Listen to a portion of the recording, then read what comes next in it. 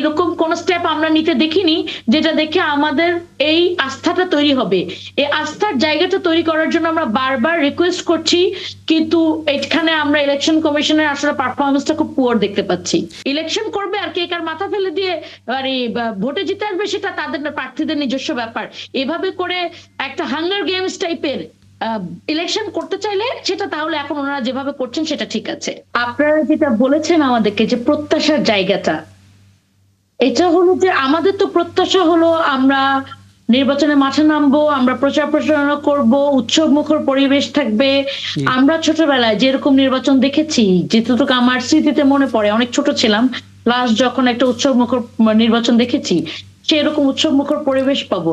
কিন্তু একটু আমি যদি মনে করিয়ে দিই, আপনার গত পরশুদিন একটি দলের কার্যালয়ে যে অস্ত্র উদ্ধার করতে যে একজন র্যাব সদস্য মারা গিয়েছেন এবং 3 জন প্রচন্ড আহত হয়েছেন। তো যেখানে আইন শৃঙ্খলা বাহিনীর লোকদের জীবনের নিরাপত্তা নেই, সেখানে আমি এবং আমাদের তো এটা তো এই কয়েকদিনের মধ্যে ঘটনা যে একজন প্রার্থী মারা গিয়েছেন, আমাদের শহীদ ওসমান হাদি, এবং অন্য প্রার্থীদেরকে গুলি করা হয়েছে, প্রার্থীদের গায়ে আঘাত করা হচ্ছে। সুতরাং আমরা আমাদের যে নিরাপত্তাটা আমরা আশা করছি এবং যেরকম পরিবেশ আশা করছি সেরকম পরিবেশ আমরা দেখতে পাচ্ছি না, এবং এটা খুব আনফরচুনেট। এখন পর্যন্ত যেহেতু আপনাদের কিছু পর্যবেক্ষণ আছে, কিছু শঙ্কার জায়গা আছে, আনুষ্ঠানিকভাবে যেহেতু এখন ইলেকশন কমিশন পুরো ব্যাপারটা দেখছে, তাদের জায়গায় কোনো অভিযোগ জানিয়েছেন কিনা বা কোনো উদ্বিগ্নতার বিষয় কি জানিয়েছেন, শঙ্কার কথা? সরি, আমি আপনার কোশ্চেনটা শুনতে পারিনি। ইলেকশন কমিশনের কাছে তো এই উদ্বিগ্নতা জানানোর কথা, আপনাদের দিক থেকে প্রার্থীরা যারা আছেন তারা কি উদ্বেগটা জানিয়েছেন? কমিশন আসলে কি বলেছে আপনাদের? জি জি, আমরা বারবার এই উদ্বেগটা জানাচ্ছি, কিন্তু আমরা ইলেকশন কমিশনকে এখানে মানে একদম নন প্রেজেন্টই দেখছি। আমাদের এখানে বিভিন্ন আচরণবিধি লঙ্ঘন হয়েছে তফসিলের পরে আজকে পর্যন্ত, মানে মার্কার পাওয়া পর্যন্ত, কিন্তু যে কোনো প্রকার প্রচার প্রচারণা বন্ধ থাকার কথা ছিল। কিন্তু আমরা সব ধরনের প্রচার প্রচারণা করতে দেখেছি, আমরা লিফলেট দিতেও দেখেছি, যে লিফলেট দিচ্ছেন তারা নিজেরাই ফেসবুকে প্রচার করছেন। এগুলা নিয়ে আমরা বারবার বলেছি, কিন্তু আমরা এখন পর্যন্ত কোনো ইলেকশন কমিশনের কোনো এখানকার শোকজ করেছেন এরকম দেখতে পাইনি, অথবা কোনো ব্যবস্থা নিয়েছেন তা দেখতে পাইনি।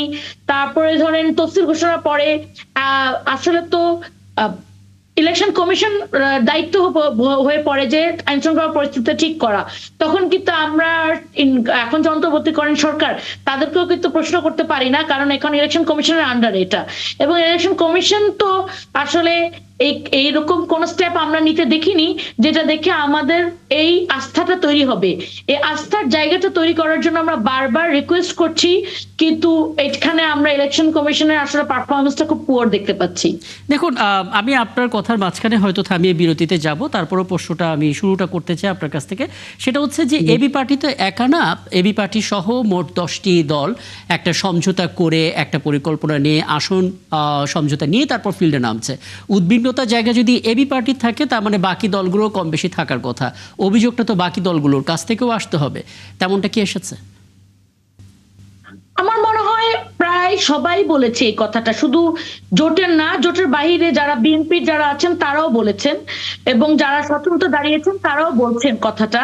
সুতরাং এইটা শুধু এবি পার্টির কথা না, এবং আমাদের এটা একটা ওভারঅল নাগরিকদের, আমি মনে করি শুধু প্রার্থীদের না, এটা একটা নাগরিকদের কনসার্ন হয়ে দাঁড়িয়েছে যে তারা ভোটটা দিয়ে সেফলি বাসায় আসতে পারবে কিনা। কারণ আপনি আইন শৃঙ্খলা বাহিনীর একজন সদস্য যখন মারা যান, তখন কিন্তু এইটা কিন্তু খুবই অ্যালার্মিং একটা ব্যাপার, এবং সেখান থেকে আমরা কিভাবে বের হয়ে আসবো, এই ট্রাস্টের ব্রেকডাউন অফ ট্রাস্ট, সেটা আমাদেরকে কিন্তু খুব দ্রুত অ্যাড্রেস করতে হবে। একটা খবর তো আমরা দেখতে পাচ্ছি, বিএনপির চেয়ারম্যান তারেক রহমান তিনি আছেন সিলেটে, এবং তিনি আসলে শাহজালাল এবং শাহপনের মাজার জিয়ারত করেছেন, এবং সেই জায়গা থেকে আসলে নির্বাচনী প্রচারণা আগামীকাল থেকে আনুষ্ঠানিকভাবে শুরু হবে। কিন্তু এর মাঝখানেও আমরা রাজধানীতে আজকে দেখেছি পাল্টাপাল্টি অভিযোগ। সেই অভিযোগের একটা ছিল জামাত আমিরের যে ভোট চাওয়ার সময় কর্মীদের বিরুদ্ধে মব সৃষ্টির একটা অভিযোগ বিএনপির পক্ষ থেকে, মানে বিএনপিকে ঘিরে এসেছে। একই সঙ্গে আমরা দেখতে পাচ্ছি নানা প্রত্যাশা ভোটারদেরও রয়েছে। একটু আগে আমরা কথা বলছিলাম ব্যারিস্টার নাসরিন সুলতানা মিলি, এবি পার্টির যুগ্ম সাধারণ সম্পাদক। তিনি এরই মধ্যে ব্রেকডাউন অফ ট্রাস্ট শব্দটি বলেছেন, অর্থাৎ নির্বাচন কমিশনের কাছ থেকে যে লেভেল প্লেইং ফিল্ড কিংবা নিরাপত্তার বিষয়টা দরকার ছিল সেটা নিয়ে কিছুটা হতাশ হতে হচ্ছে। সার্বিকভাবে আপনারা কি দেখছেন আসলে? মনে হচ্ছে আমরা লাইনে আছি, বাট স্টুডিও ডিসকানেক্ট হয়ে গেছে। আচ্ছা, আমি মনে হয় সংযোগটা পুনঃস্থাপনের চেষ্টা করি। ততক্ষণে আমি যদি একটু ব্যারিস্টার মিলি আপনার কাছে আসি। ব্যারিস্টার মিলি শুনতে পাচ্ছেন? জি জি শুনতে পাচ্ছি। হ্যাঁ, আপনার কাছে একটু জানার চেষ্টা করে আমি ফরহাদ হোসেন আজাদের সঙ্গে সংযোগটা পুনঃস্থাপনের চেষ্টা করি। একটু ব্যাখ্যা করবেন আসলে নির্বাচন কমিশনের কাছ থেকে যে প্রত্যাশার জায়গাটার ঘাটতি রয়েছে সেটা নিয়ে আপনাদের জায়গা থেকে আসলে কি ধরনের পদক্ষেপ নিতে পারেন, কারণ আগামীকাল থেকে যেহেতু প্রচারণাটা পুরোপুরি শুরু হয়ে যাবে। আমাদের জায়গা থেকে যে পদক্ষেপ, যেটা আমরা নির্বাচন কমিশনকে বলার সেটা আমরা বলেছি, যেটা আমরা মিডিয়াতে বলার, পাবলিকলি বলার আমরা বলেছি, যে আপনারা এখানেও বলছি, এর বাইরে আমরা আর কি বা পদক্ষেপ নিতে পারি। যেমন আপনি একটু আগে একটা হেডিং পড়েছেন যে নির্বাচনী প্রচারণা শুরু করার জন্য তারেক জিয়া আপনার সিলেটে গিয়েছেন। এটা কিন্তু প্রচারণা কালকে থেকে শুরু হওয়ার কথা, অথবা আজকে রাতে 12:01 থেকে। সুতরাং এখনো কিন্তু এটা অ্যালাউড না, বাট উনি গিয়েছেন। উনি I like him as a politician, but আমার মনে হয় এখানে আচরণবিধি লঙ্ঘন হয়েছে, এবং নির্বাচন কমিশন যদি সত্যি মানে একটা মানে বুঝাতে যায় যে ওনারা নিরপেক্ষ, এই জায়গাটাতে একটা ভেটো দেওয়া দরকার ছিল। সুতরাং এইরকম জায়গাগুলো আসলে ওই যে যেটা বললাম না, যে ট্রাস্টটা ভেঙে পড়েছে, এটা রিবিল্ড করতে হবে, এবং এটা রিবিল্ড করার জন্য তাদেরকে খুব অ্যাক্টিভ ভূমিকা নিতে হবে। ওনারা যেভাবে প্যাসিভলি আছে যে যা হচ্ছে হোক, হয়েই যাক, কোনো মতে 12 তারিখ পর্যন্ত আমরা ব্যালট পেপারটা পৌঁছায় দিয়ে এরপরে কে কার মাথা ফেলে দিয়ে ইলেকশন করবে, আর কে কার মাথা ফেলে দিয়ে ভোটে জিতে আসবে সেটা তাদের প্রার্থীদের নিজস্ব ব্যাপার। এভাবে করে একটা হাঙ্গার গেমস টাইপের ইলেকশন করতে চাইলে সেটা তাহলে এখন ওনারা যেভাবে করছেন সেটা ঠিক আছে। এত বড় অভিযোগের প্রেক্ষাপট কি তৈরি হয়েছে বলে মনে করেন? অবশ্যই, আমি একটু আগেই বলেছি। আমি আপনার কাছে আসবো, আপনার বক্তব্যটা আমি একটু নিয়ে।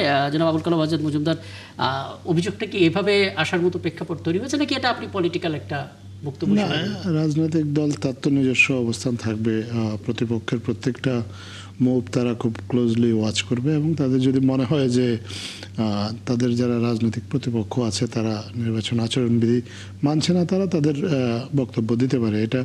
এটা আসলে নির্বাচন কমিশনের বিষয়। নির্বাচন কমিশন যদি তাদের বক্তব্য আমলে নিয়ে এ বিষয়ে কোনো ব্যবস্থা নেওয়ার সুযোগ থাকে নেবে। এগুলো নির্বাচনের সময় খুবই স্বাভাবিক একটা বিষয় আমরা মনে করি। আমরা আশা করব যে মানে এই বিষয়গুলো, এই অভিযোগগুলো বা পাল্টা অভিযোগগুলো এমন কোনো পর্যায়ে যাবে না যেখান থেকে কোনো তিক্ততার সৃষ্টি হয়, এবং নির্বাচন কমিশনও এই বিষয়গুলোতে সুদৃষ্টি দিবে, এবং সুদৃষ্টি দিয়ে যদি অভিযোগগুলোর ভিত্তি থাকে তাহলে এগুলো বিধিসম্মতভাবে নিষ্পত্তি করবে। একটা বিষয় কিন্তু ব্যারিস্টার মিলি, এটা কিন্তু অনেকেই এটা জানতে চান, সেটা হচ্ছে যে ধরুন মার্কাটা ইম্পর্টেন্ট, এবং একই সঙ্গে যে রাজনৈতিক দল আসলে ফিল্ডে নামছে তাদের মধ্যে আসলে কিভাবে জনগণকে আকৃষ্ট করছে সেটাও গুরুত্বপূর্ণ। এবি পার্টি এবার খুব আলোচিত একটি রাজনৈতিক দল, এবং প্রতীক নিয়ে তারা আগামীকাল থেকে মাঠে নামবে। একটা ছোট বিষয় একটু যুক্ত করবেন আপনার জায়গা থেকে, মানে জনগণের সঙ্গে পরিচিত হওয়া, তাদের সংকটগুলো শোনা, এটা আসলে কিভাবে করছেন আপনারা?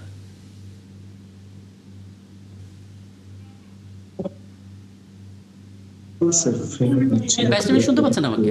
সরি, স্টুডিও মনে হয় এখানে ডিসকানেক্ট। আমার কাছে যেটা মনে হয়, সংযোগটা পুনঃস্থাপনের চেষ্টা করতে করতে ছোট একটা বিষয় একটু জেনে নিতে চাই। ছোট বিষয় বলছি, কিন্তু আমাদের শিরোনামেই ছিল গণভোট এবং ত্রয়োদশ জাতীয় সংসদ নির্বাচন একই দিনে হচ্ছে। আগেই বলে দেওয়া হয়েছে যে ফলাফল আসতে দেরি হবে, গণনাতে বেশি সময় লাগবে। একটু প্রেক্ষাপটটা বর্ণনা করবেন, মানে কেন বেশি লাগতে পারে আসলে? না, প্রথম কথা হচ্ছে যে এটা আগে বলে দেওয়ার কারণটা হচ্ছে যে মানুষ যাতে পরবর্তীতে এটা নিয়ে কোনো ভুল বোঝাবুঝি তৈরি না হয়। কারণ নির্বাচনের পরে একটা স্বাভাবিক বিষয় নিয়েও অনেকের মনে নানা ধরনের দ্বিধাদ্বন্দ্ব তৈরি হয়, এবং এইবার যেহেতু দুটো আলাদা ব্যালট, এবং দুটো আলাদা ব্যালটে ভোটাররা ভোট দেবেন। স্বাভাবিকভাবে আগে যদি ভোট দেওয়ার জন্য তার 1 সেকেন্ড সময় লাগতো, এবার 2 সেকেন্ড সময় লাগবে, খুব স্বাভাবিক। এবং দুটো ব্যালট যখন একসাথে গণনা করা হবে, তখন যদি একটা ব্যালট গুনতে 1 সেকেন্ড সময় লাগে, তাহলে দুটো ব্যালট গুনতে 2 সেকেন্ড সময় লাগবে। সো যেই কাজটা আগে 1 ঘন্টায় সম্পন্ন করা যেত, সেটার জন্য এখন 1.5 ঘন্টা বা 2 ঘন্টা সময় লাগতে পারে। এইটা মানুষকে যাতে আগেই এই বিষয়ে ধারণা দিয়ে রাখা হয়, যাতে নির্বাচন ভোট গণনার সময় কোনো ধরনের বিলম্বের কারণে কেউ কোনো ধরনের অস্থিরতা সৃষ্টি না করতে পারে, বা কোনো ধরনের অহেতুক বা অকারণ কোনো সন্দেহের কোনো উদ্রেক কারোর মধ্যে না হয়, সেজন্যই জনসাধারণকে এই বিষয়টা আগে থেকে ক্লিয়ার করে রাখা হয়েছে। এটা খুব মানে একটা বড় বিভ্রান্তি দূর হলো, কারণ আসলে ওই সময় মানে হয় কি, একটা জাতীয় নির্বাচনের সময় সাধারণ মানুষ ভোট দেয়, কিন্তু পূর্ব অভিজ্ঞতা তো ভালো না, ফলে একটা সন্দেহর বীজ সব সময় কাজ করতে থাকে। এবং আপনাদের জায়গা থেকে যখন বিষয়টা স্পষ্ট হলো, তখন বোধ হয় কিছুটা হলেও মানুষের মধ্যে সেই ব্যাপারটা থাকবে। এই ফাঁকে ছোট করে যদি একটু বলেন, মানে গণভোট ব্যাপারটা তো খুব গুরুত্বপূর্ণ। অনেক সেশনের পর ঐক্যমত্য কমিশন একটা জায়গায় এসেছে, একটা চার্টারে স্বাক্ষর করা হয়েছে। দিন শেষে মানুষের মূল্যায়ন, অর্থাৎ তাদের মতামতটাকে আপনার মূল্যায়ন দিচ্ছেন। মানুষ কতটা জানতে পারছে, বুঝতে পারছে আসলে গণভোট ব্যাপারটা? মানুষকে জানানোর জন্য আমরা আমাদের যথাসাধ্য চেষ্টা করছি। সরকারের পক্ষ থেকে আপনি জানেন যে গতকাল পর্যন্ত, মানে এই 21 জানুয়ারি পর্যন্ত বেশ কয়েকজন উপদেষ্টা বিভিন্ন জেলায় সফর করেছেন, সেটা তারা জানিয়েছেন। আমাদের মাননীয় প্রধান উপদেষ্টার যে অফিসিয়াল ফেসবুক পেজ আছে, সেখানে আমরা এ বিষয়ে নিয়মিতই প্রচারণা চালাচ্ছি। আমি আপনাকে একটা সংক্ষিপ্ত পরিসংখ্যান দিতে পারি। এই গণভোট বিষয়ে আমরা যে ভিডিওগুলো প্রচার করেছি প্রধান উপদেষ্টার ফেসবুক পেজ থেকে, সেগুলো পরশু পর্যন্ত 118 মিলিয়ন ভিউ হয়েছে। সো আমরা সামাজিক যোগাযোগ মাধ্যমে জনগণের কাছে পৌঁছানোর চেষ্টা করছি, জনগণকে সঠিক বার্তাটা দেওয়ার চেষ্টা করছি। মানে প্রধান উপদেষ্টা নিজে একটা বার্তা দিয়েছেন জাতির উদ্দেশ্যে, সেই বার্তায় উনি স্পষ্ট করেছেন কেন গণভোটে মানুষের ভোট দেওয়া জরুরি এবং কেন হার পক্ষে ভোট দেওয়া জরুরি। এটা সরকারের কাজটা তো করছে, এবং রাজনৈতিক দলগুলোও কিন্তু আসলে এই বিষয় নিয়ে কথা বলছে, তাদের অবস্থান জানাচ্ছে। বেশিরভাগ রাজনৈতিক দল যারা এই নির্বাচনে অংশ নিচ্ছে, তারা কিন্তু বলেছে যে তারা সবাই হ্যাঁ ভোট দেওয়ার পক্ষে, এবং কিছু কিছু রাজনৈতিক দলের পক্ষ থেকে এই আহ্বানটা সরাসরিও জানানো হয়েছে, আপনারা যখন ভোট দেবেন, তখন জাতীয় নির্বাচনে যখন ভোট দেবেন, অবশ্যই গণভোটে ভোট দেবেন।